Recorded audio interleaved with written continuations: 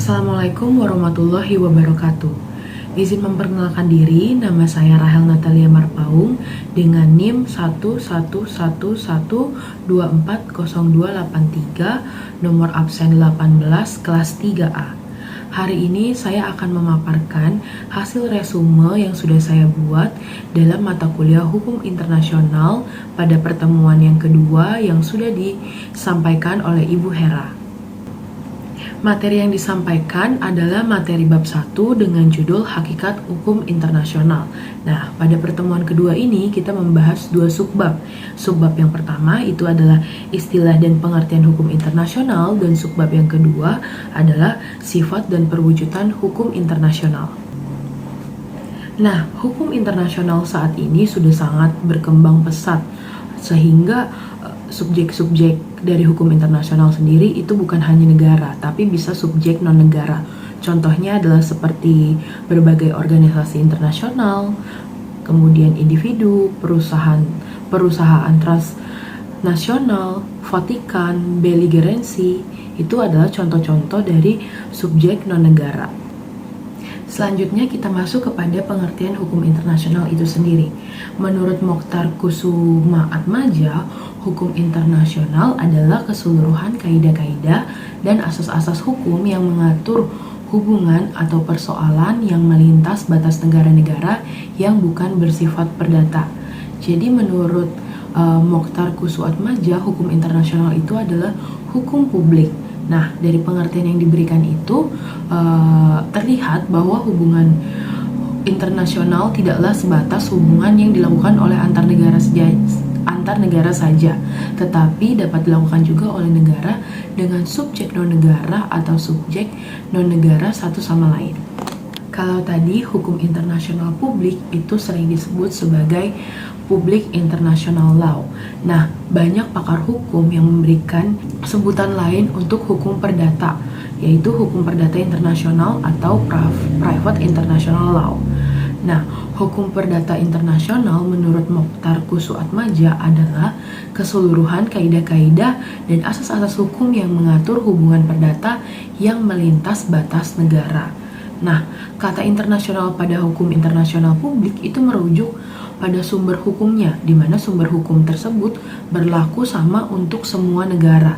Sedangkan kata internasional pada hukum perdata internasional itu menunjukkan bahwa ada unsur asing dalam fakta-fakta yang ditemukan. Jadi intinya apabila dalam hukum publik internasional itu sumber hukumnya berlaku untuk semua negara. Nah, sedangkan di hukum perdata internasional sumber hukumnya itu pada hukum perdata nasional masing-masing negara. Nah, kemudian ada beberapa case atau kasus yang dimana itu melibatkan kedua hukum tersebut, yaitu antara hukum internasional publik ataupun hukum perdata internasional. Ada beberapa case atau kasus di mana hukum internasional publik dan hukum perdata internasional itu berjalan bersama-sama. Nah, karena hal itu ada beberapa pakar yang tidak setuju dengan pemisahan antara kedua hukum tersebut, sehingga muncullah istilah hukum transnasional atau transnational law. Nah, istilah itu biasa digunakan oleh para pakar hukum yang gak setuju pada pembagian antara hukum internasional publik dan hukum perdata internasional. Para pakar berpikir bahwa tidak mudah untuk memberikan batas yang tegas antara hukum yang punya karakteristik publik dengan yang mempunyai karakteristik perdata. Contoh case atau kasusnya itu adalah seperti sebuah negara meminjam atau menyewa pesawat untuk kepentingan publik dari sebuah perusahaan asing. Nah, unsur menyewa pesawat itu masuk ke dalam lingkup hukum perdata, sedangkan pesawat tersebut digunakan untuk kepentingan publik di mana ada juga unsur hukum publiknya. Contoh lainnya adalah seperti sebuah perwakilan duta Indonesia itu menyewa rumah milik penduduk Australia untuk dijadikan sebagai kantor atau kediaman duta tersebut. Nah, kira-kira itu bakal dikategorikan sebagai hukum perdata atau hukum publik. Nah, pada kasus ini itu ada dua hukum yang terjadi. Untuk sewa menyewa itu masuk ke dalam lingkup hukum perdata internasional karena si penyewa adalah warga negara Indonesia, sedangkan yang menyewakan adalah warga negara Australia. Kemudian pada penggunaannya itu digunakan untuk kantor atau kediaman kedutaan. Kantor kedutaan di mana akan ada banyak interaksi publik yang ada di sana. Jadi itu masuk ke dalam hukum internasional publik. Setelah membahas istilah-istilah dan pengertian hukum internasional, kita masuk pada subbab yang kedua, yaitu sifat dan perwujudan hukum internasional. Hukum internasional adalah hukum yang sifatnya koordinatif, bukan subordinatif, seperti halnya dalam hukum nasional. Nah, yang dimaksud sebagai sifat subordinatif itu adalah ada hubungan tinggi rendah antara yang diperintah atau rakyat dengan yang memerintah atau biasanya penguasa atau pemerintah. Nah, jadi kalau dalam hukum nasional, suka nggak suka, semua warga negara harus tunduk pada aturan yang dibuat oleh pemerintahnya. Nah, sedangkan dalam hukum internasional itu diatur dan dilandasi oleh persamaan kedudukan antara anggota masyarakat bangsa-bangsa. Jadi dalam hukum internasional itu nggak ada satu yang lebih tinggi dari yang lain. Yang tertinggi dalam strukturnya adalah masyarakat internasional itu sendiri. Jadi dalam hukum internasional itu tidak ada satu yang lebih tinggi dari yang lain. Yang tertinggi dalam strukturnya adalah masyarakat internasional itu sendiri.